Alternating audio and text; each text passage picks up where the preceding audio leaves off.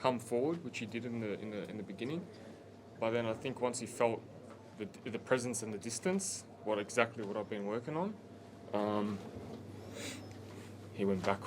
There was a couple of moments there it looked like you were going to step on him. Yeah. And then, like you said, he went back. And did you sort of have a moment where you went, okay, it's not the time? Where I feel like He was. the last couple of He was. Yeah. He was coming. He was always loading up with a counter. You know, and his counters were like quite big ones. They weren't like just a little touch. No, they were. Comes from here and goes, who knows, like a Deontay Wilder windmill. How important was it for you just to be here now, back winning again, regardless of how it was? Yeah, no, I'm glad, man. I'm glad. But it was a lot of hard work. Sacrificed so much, man. Sort of went away from home, from the family, you know. So I wanted to put on a clinic, a performance. Man, I've been for 10 weeks. I've been working this jab, just non-stop. Ba ba, ba ba, ba ba. I've been watching the jab. I've been just so obsessed with it, you know. And I sort of just wanted to get in there and just work a stiff jab. How much of a weight came off your shoulders tonight? Because like you said, you run away, you sacrifice, you've made all these big calls to change your team. Kind of had to go right tonight. Yeah, of course. I feel like in boxing, you can't really make too many mistakes, and you can't keep making it. You have to find the solution and then work on it. I dedicate my whole life to this sport, man. Like you guys just see, I guess, just glimpses, just where I am. But I miss a lot of family moments, weddings. I miss different events, different things that are supposed to happen in your life. But I don't know. I'm just solely dedicated on this boxing career. That I've sort of just said, you know what, I'll put everything else aside and just focus on this. And some people will see it, some people don't. A lot of people don't see it, but this is what it takes to with an obsessive mindset and with a relentless drive, this is what it takes to get back to the top.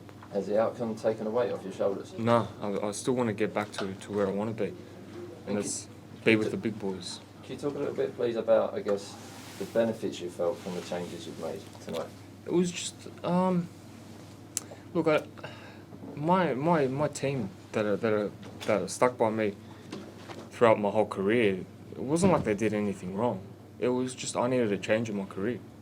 It was just simple, man, and I felt like it was the time that I needed to change, and then that's what it was. And I'm very blessed now to meet these new boys, new coaches, new managers, that we've got a special bond together. You know, it's only been one fight, but it goes deeper than just one fight. How was it to go back to a corner to a different trainer, and what was his messaging?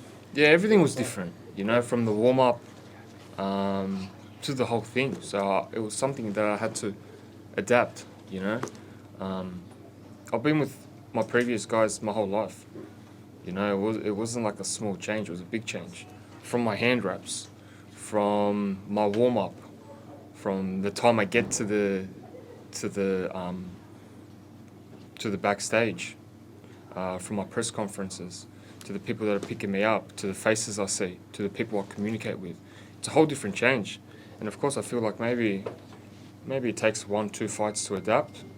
But then the first one was successful, and the partnership worked.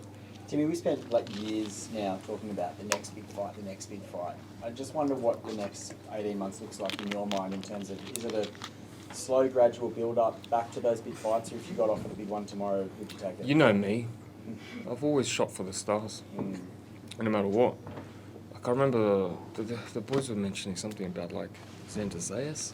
Yeah. I was like, yeah, oath. I'm ready to go now. Give me Xander Zayas now. Let's go. I'll just be one Puerto Rican. Let's go for the main Puerto Rican. That's a big fight. And Yeah. from what I've heard as well, it's out there. Yeah. George, comment? No, look, I think if it's the right fight at the right time, then we do it. I think along with the rest of the country and the rest of the team, we just wanted to get Tim back in the ring, and we did that. Mm.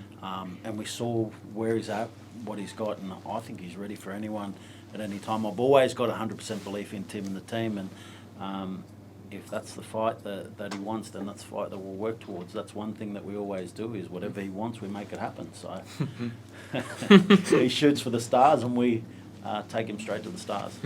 Tim, you mentioned the NRL Las Vegas weekend, like that's already been discussed. Can you just shed some light on where that came from? Possibly, yeah. Well, I've just heard little rumours. Can you expand on those rumours? No, I just heard. When is it? February? End of Feb? That sounds. First weekend of March. Yeah, it sounds about right for me to be able to get ready, right? That's what I thought, and I want to stay active this year. Yeah, whatever, man. Honestly, I'd hop in. I think that's 8 weeks, though. 8 weeks. That'd be a hell of a turnaround.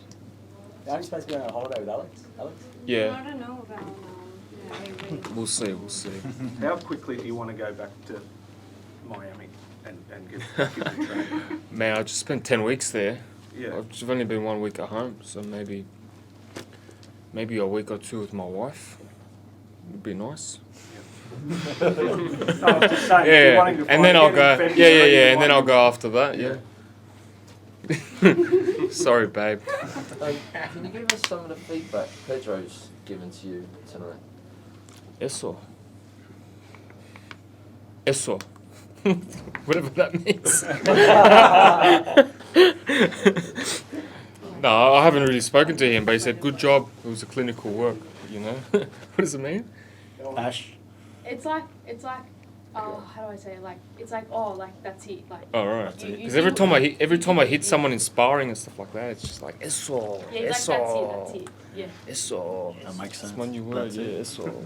Just on that, Timmy, like the communication, like if he needs to deliver a really clear message to you in the corner, do you feel like you can have that communication? Everything's tactical. Everything's codes. Every punch is a number. And we communicate in the language of boxing, you know. And he's got like Russian fighters that speak no English, and they communicate in the language of boxing. And you know, I think going back to him, it's made me fall in love with the sport. Again, Cubans used to fight for nothing, just for the love, and that's all. That passion and love is what has conspired back on me. When you said the other day, when we were talking, you said that you felt that you carried the weight of the industry on you for a long time. This stage of your career now, how do you make sure that when you get back to those big fights that you don't carry that weight with you and you can enjoy it for you? Just do it for myself. Do it for myself, and have the people around me that just understand that, you know. So, yeah. Jules, just quickly, off the back of what happened on Sunday evening, can you talk about how positive Tim winning tonight is for the city? Yeah, look, Australia's a sporting nation. You know, we grow up on sport, we live for sport. It's something that brings us all together, and I think Tim Tszyu did a fantastic job tonight of bringing us all together. The thousands of people that turned up here, the thousands and thousands that watched at home, across the nation. That's what he does. He brings Australia together. You talked about him carrying the weight of the country on his back.